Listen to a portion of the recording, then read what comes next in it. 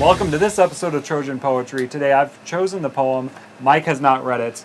I've not fully, I would say, come to terms with this poem. So, I'm trying to express kind of a first reading for myself as well. I've read it once, but this actually comes from the Twitter feed called Teach Living Poets, and we'll put a link down there to that.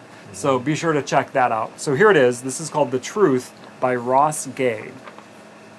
Because he was 38, because this was his second job, because he had 2 daughters, because his hands looked like my father's, because at 7 he would walk to the furniture warehouse, unload trucks till 3 a.m., because I was 14 and training him, because he made $3.75 an hour, because he had a wife to look in the face, because he acted like he respected me, because he was sick and would not call out. I didn't blink when the water dropped from his nose into the onion's perfectly circular mouth on the Whopper Jr. I coached him through preparing. I did not blink. Tell me this didn't happen. I dare you. All right. So you haven't come to terms with it, you said. Yeah. Have you been writing it letters and it didn't respond?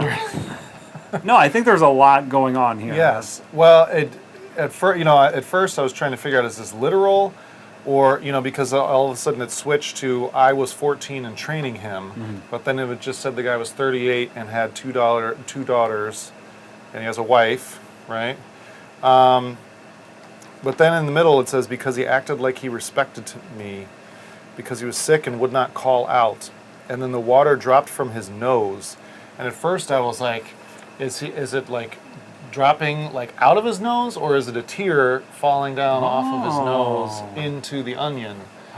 But why would it drop off of his nose? Wouldn't it come down his cheek, maybe? Unless he was like leaning over. He's leaning over. Yeah, he's leaning over the grill, eating right? trying to eat the Whopper. No, he's cooking the Whopper. Is he? I thought he was. Well, I don't know. It doesn't say. He's perfectly circular mouth on the Whopper Jr.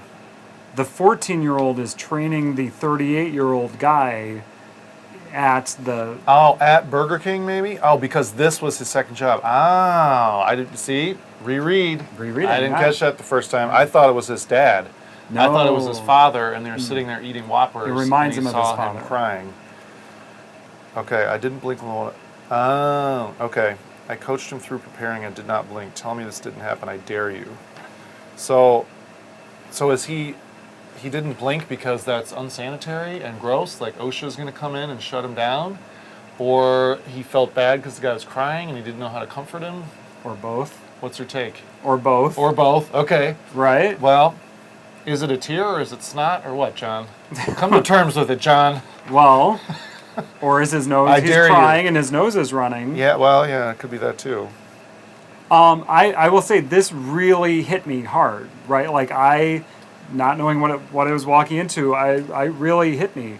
The very detailed kind of economic story you get, right? This is about class, and this is about dignity, and being a 38-year-old who has a second job with children, and needing to support your family. And the line, because he had a wife to look in the face. Right, I just think this is very potent and powerful. And then you have this 14-year-old who's looking at the guy who looks like his dad or reminds him of his dad, thinking all of that level of thought. But then the ending, right? I was like, okay, I was very moved by the first part, but then by the end, I did not blink. Tell me this didn't happen. I dare you, right? Like, why the defiant? Right? Who's trying to say it didn't happen, and what exactly are they trying to say didn't happen? Yeah. Are they trying to say that the tear falling or the whatever falling in the onion didn't happen, or that like, please tell me this didn't happen? Right. Right. Like because this is like a nightmare, right? When you think of ordering food somewhere and you think, what is happening to the food that I can't see, and the worst thing is to have something falling into the food. Right. I see it almost as guilt, right? I coached him through preparing, right? I did not blink.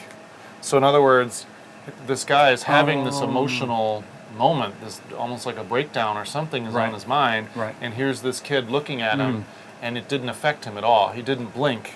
Tell me this didn't happen. Tell me that I didn't respond this way. I should have responded with empathy. I should have comforted the guy. I should have said something, maybe, right? I did not blink. Tell me this didn't happen. Like he feels like a bad person. But then why the I dare you? That's a good question. It is kind of defiant. Tell me this didn't happen. I dare you. Maybe because he knows that, or he feels that what he did was reprehensible, and I dare you to try to make me feel better about it because there's no way you could. I mean, I didn't do the right thing, and that still bothers me years later, probably. So this is why I have not fully digested the poem, because I think there are a number of many different ways, ambiguities that you could look at. But I thought the first part was very powerful. Yeah. And the way the poem kind of gets smaller, like it kind of angles into that simple I dare you, right? Because the whole first part is this kind of the enjambment of the lines, where it just kind of keeps going, right? And then the 4 short sentences. Well, the 3, I did not blink. Tell me this didn't happen. I dare you. After this long meandering. Yeah, it's all one sentence. The whole first 3/4 of the poem, and it's those because over and over again. Yeah. And I think when you said the word dignity, that really hit me. Self-respect, dignity. That this guy is holding it together and what his life looks like, and he's got this little 14-year-old runt, high school kid as his boss. I mean, how would you feel at that moment? Right. So a lot going on. I think this would be really interesting to look at with students. Could tie into maybe some of the works we teach and stuff. So that's it. Thanks for watching. Please join the conversation in the comments on YouTube or on Twitter at Trojan Poetry DGN. Also check out our website at trojanpoetrydgn.blogspot.com.